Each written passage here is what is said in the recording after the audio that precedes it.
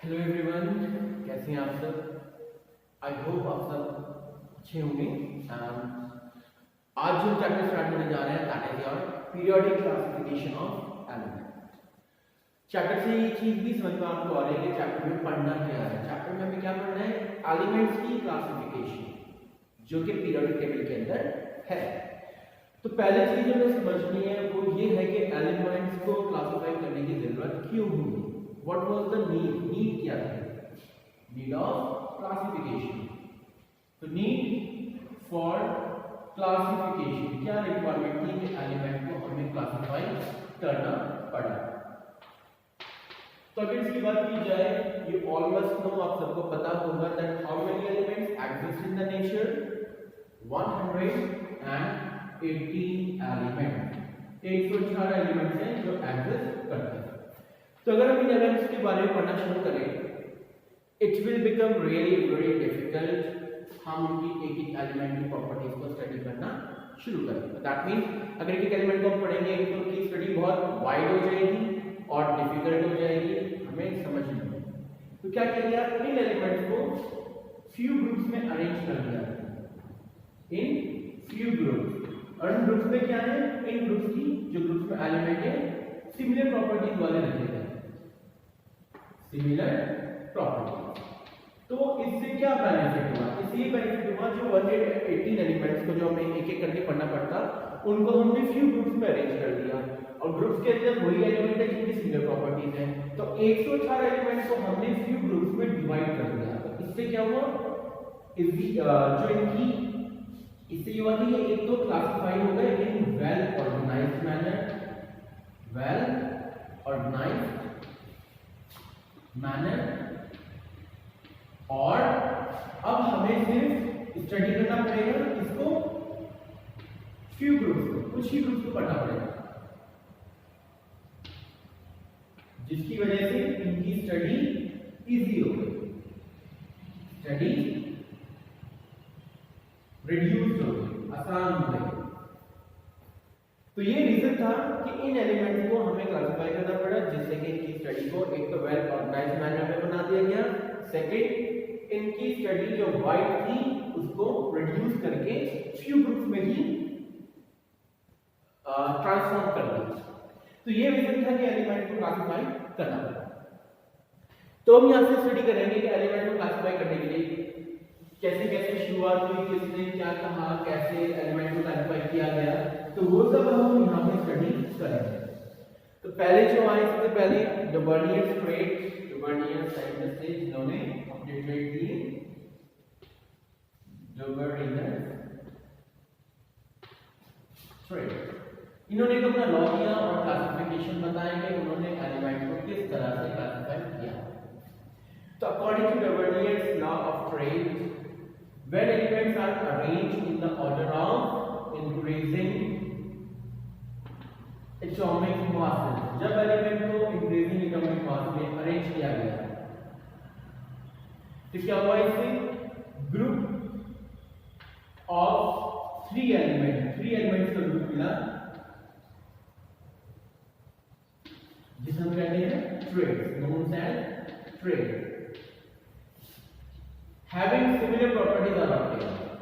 Having similar properties are obtained. वो हमने obtain की। तो पहली चीज क्या होगी, जब एलिमेंट इंक्रीजिंग मास में लगाया, ग्रुप ऑफ थ्री एलिमेंट मिले जिनको ट्रेड कहते हैं और उनकी प्रॉपर्टी सिमिलर थी, वो ऑब्टेन हुई। दूसरी चीज जो एटॉमिक मास था, atomic mass of middle element, इसका एटॉमिक मास है is found being equal to the arithmetic mean of first and third element.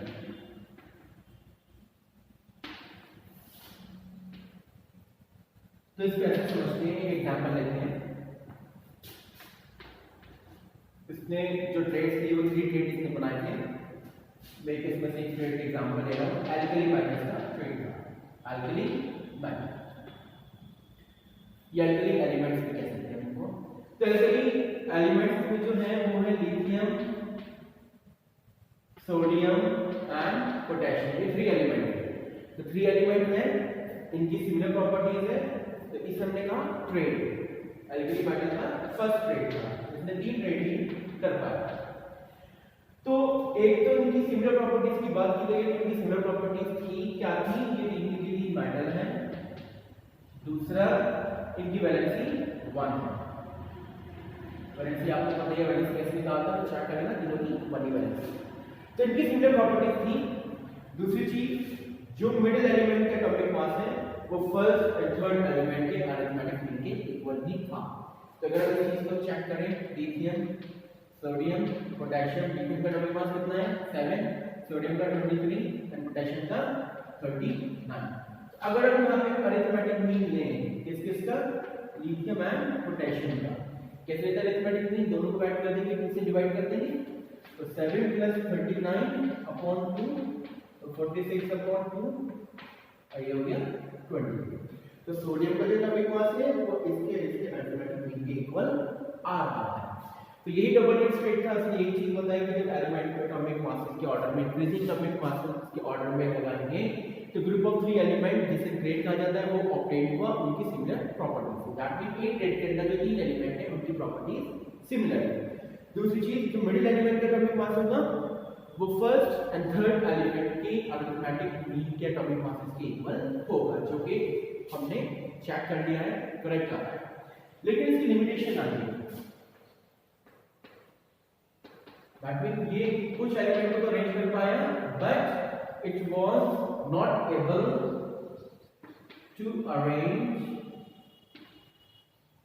All the elements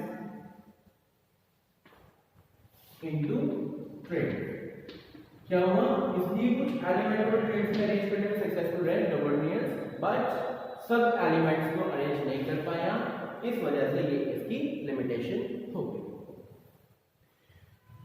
second scientist के बारे में देखते हैं जिन्होंने क्लासिफिकेशन के बारे में अपनी एक अप्रोच रखी, न्यूलैंड्स लॉ ऑफ ऑक्टेव। ये लॉ है जिसके अकॉर्डिंग एलिमेंट को क्लासिफाई किया गया।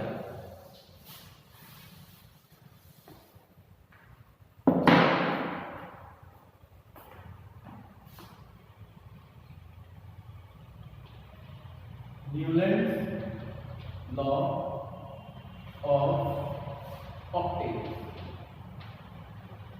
तो न्यूलैंड लॉ ऑफ ऑक्टेव, तो न्यूलैंड ने क्या कहा, ऑक्टेव से किस होने वाली है 8 की बात और 8 की बात है। इस तरीके से when elements are arranged in the order of increasing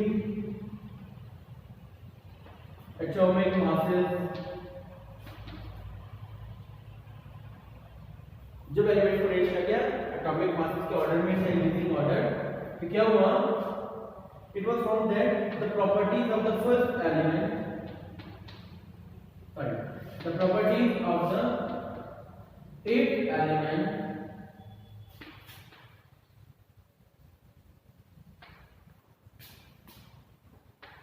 is the repetition of the properties of the first element.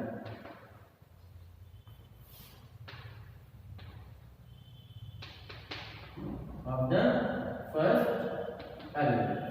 इसने बोला जब हमने इंक्रीजिंग ऑर्डर एटॉमिक मास में एलिमेंट को अरेंज किया तो जो 8 एलिमेंट की प्रॉपर्टीज थी वो बिल्कुल सिमिलर थी, रिपीटेशन थी फर्स्ट एलिमेंट की प्रॉपर्टीज। इसको ऐसे समझते हैं like hydrogen, lithium, beryllium, boron, carbon, nitrogen, oxygen, fluorine,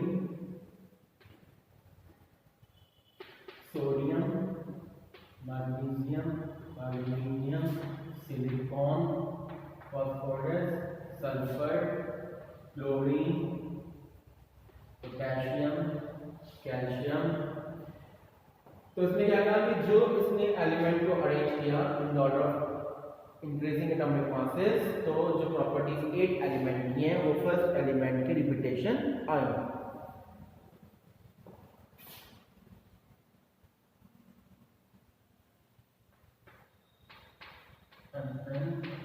iron, cobalt and nickel. इसका मतलब क्या है, अगर हम बात करें हाइड्रोजन फर्स्ट एलिमेंट है तो 1 2 3 4 5 6 7 8 तो इसका मतलब फ्लोरीन की प्रॉपर्टी हाइड्रोजन के सिमिलर है। अगर लिथियम फर्स्ट एलिमेंट है 1 2 3 4 5 6 7 8 तो सोडियम की प्रॉपर्टी लिथियम के सिमिलर है। अगर बेरिलियम फर्स्ट एलिमेंट है 1 2 3 4 5 6 7 8 मैग्नीशियम की प्रॉपर्टी बेरिलियम के इक्वल है। इसका मतलब ये हो गया, ठीक है। इसी तरह अगर सोडियम फर्स्ट एलिमेंट है 1 2 3 4 5 6 7 1 2 3 4 5 6 7 8 तो पोटेशियम की प्रॉपर्टी सोडियम की इक्वल होगी। अगर मैग्नीशियम फर्स्ट एलिमेंट माने तो 1 2 3 4 5 6 7 8 कैल्शियम की प्रॉपर्टी मैग्नीशियम के इक्वल होगी। तो ये चीज समझते हैं कि लिथियम सोडियम पोटेशियम इन तीनों की सिमिलर प्रॉपर्टीज हो गई। इसी तरह बेरिलियम मैग्नीशियम कैल्शियम इन तीनों की सिमिलर प्रॉपर्टीज हो गई। तो इसमें यही चीज बताई, लेकिन इसमें भी लिमिटेशन आई। लिमिटेशन इसके भी रहे। क्या लिमिटेशन रहे?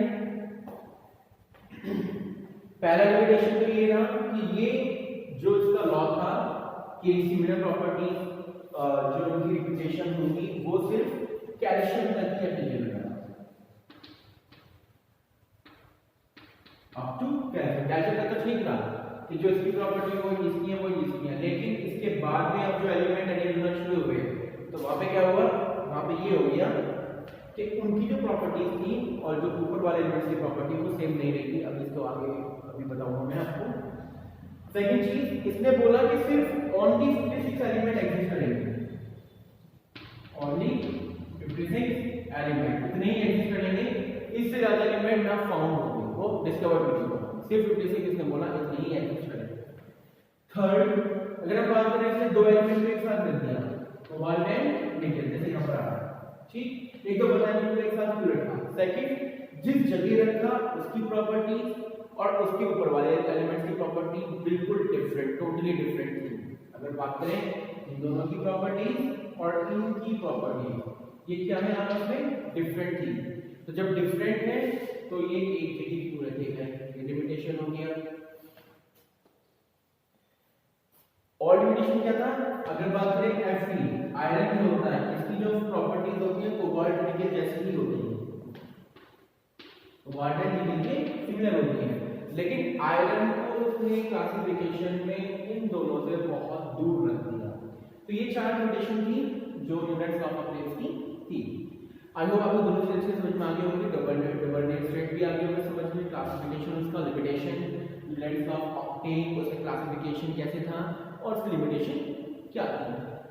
कोई डाउट है वीडियो को दोबारा प्ले करिए, आई होप सब आपको क्लियर हो जाए।